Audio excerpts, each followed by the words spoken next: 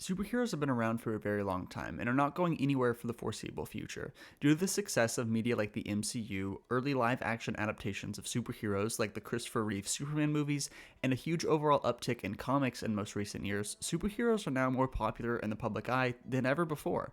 You can trace the mythos of a hero as far back as you'd like, all the way back from the first ever live action superhero movies to the origin of action comics, stories of the Bible of men like Samson that can push apart pillars with their bare hands, or even all the way back to Greek myths and stories like the Odyssey in 650 BC. All this to say that the idea or the concept of heroes have been around for a very long time and are most definitely not going anywhere. Today, our version of heroes tend to be superheroes. These stories, akin to the Greek epics of demigods, are told in a different form of stories with characters that are entirely fictional, yet they carry the same weight of the inspiration that the tough reality of their stories offer. The idea of a hero or a superhero can be looked at in a multitude of ways. I recently heard that the reason that people look up to these heroes is like it's a form of religion to them.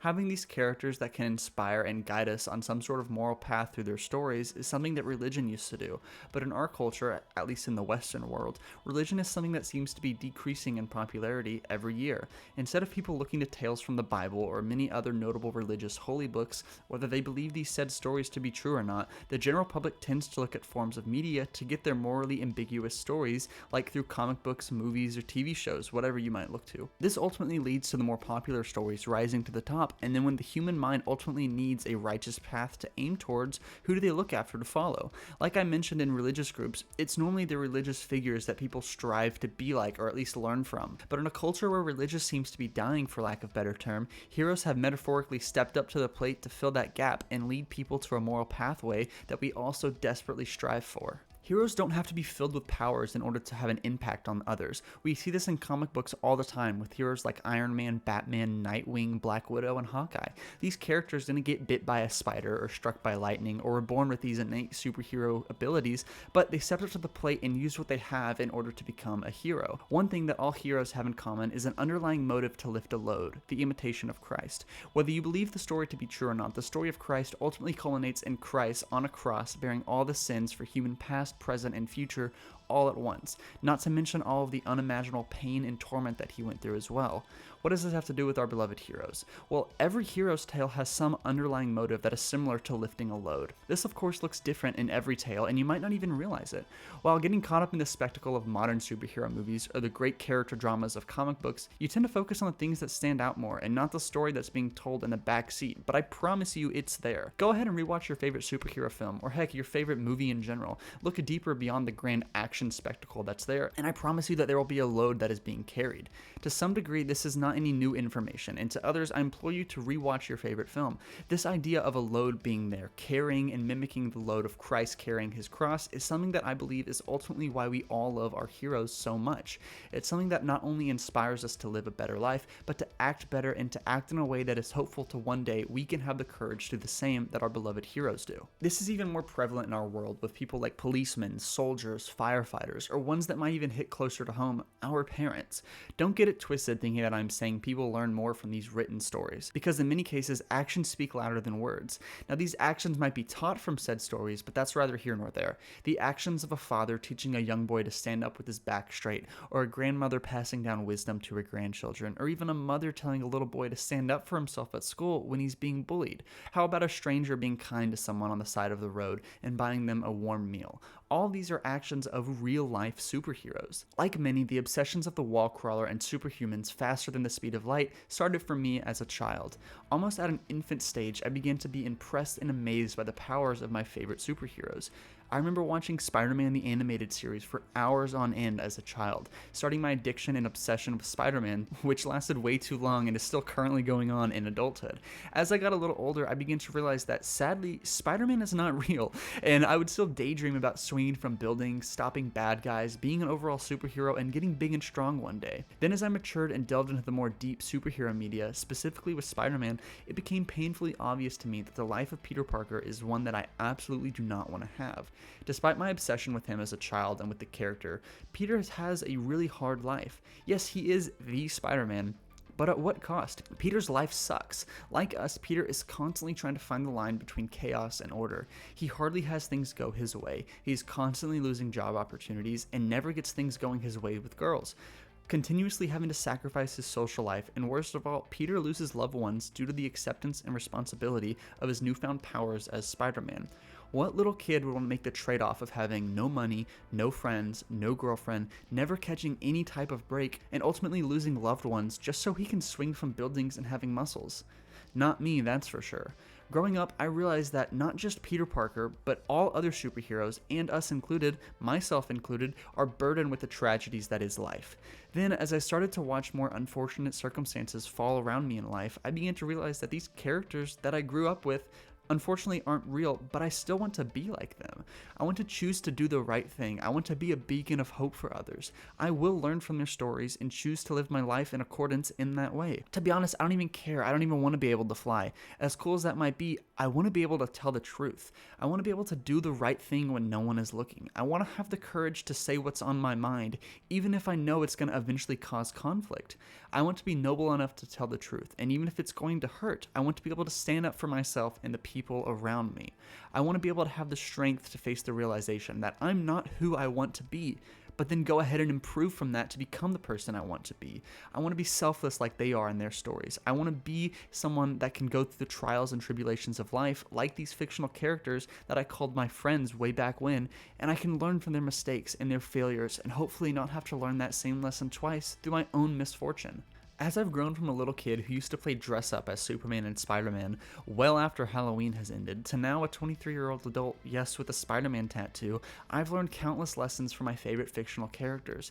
As a kid, I loved the stories of Spider-Man taking down Doc Ock or Venom, or Batman stopping the Joker from whatever evil thing he's doing that week on TV.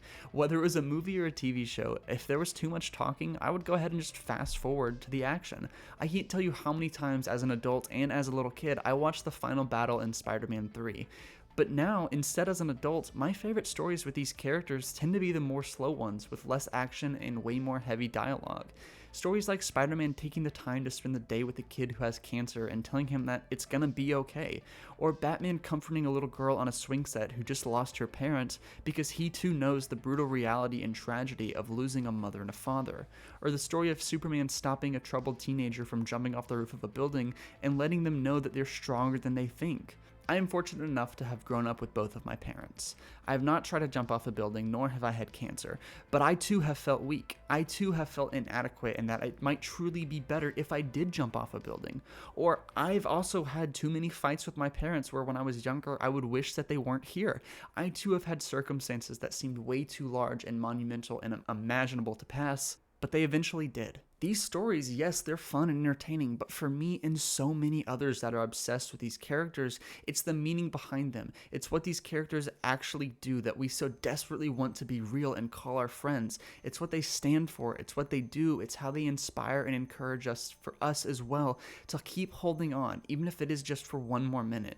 And that's why this means so much to not only me, but millions of other people around the world, and why these characters will always have a spot in my life. It's the hope that they bring. It's the reason to keep going for so many of us, so many boys and girls and men and women around the world. Heroes to me are hope. Hope for a better tomorrow. Hope that I too can have the courage to make bold decisions, even if no one else around me supports those decisions. It's hope for me that despite no matter what is going on, that I can get back up and keep pushing until tomorrow and then do it all over again the next day.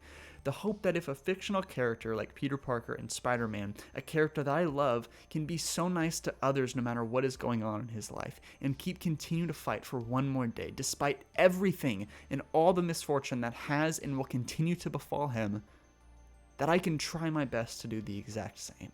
I can actively choose to be nicer to people. I can actively choose to love people, even when it's hard. I too can put myself in the minds of other people around me that I actively disagree with, but try my best to understand that these are just people that want to get home at the end of the day as well and be there for their family. Heroes help us more than entertaining us and is a way for us to escape the troubles of reality just for a few hours.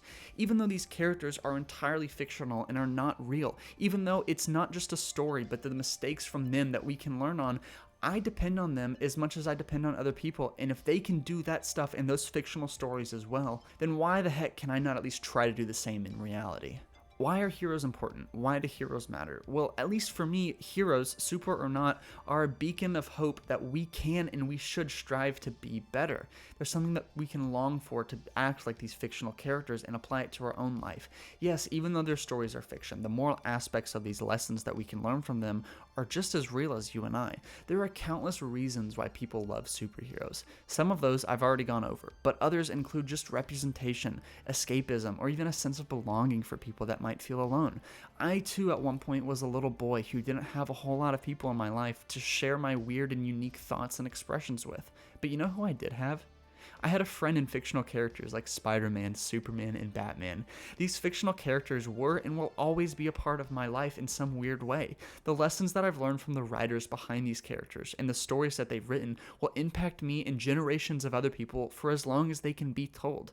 I'm no longer the same kid that used to dress up as Spider-Man multiple times a week, as funny and weird as that was, but now I'm an adult and I can still remember the strength that it felt that I had dressing up as Superman. Not only the ability to lift up a plane or stop bullets, but the strength to tell the truth and offer a warm smile to a stranger, no matter how awkward it might be in the moment. Heroes to me are what inspire and shape millions of people around the world to keep on going even when the challenges of life seem too impossible. We all fall in love with the fantasies of their powers, but deep down we all strive to be like the people that are behind the suit, that are under the mask.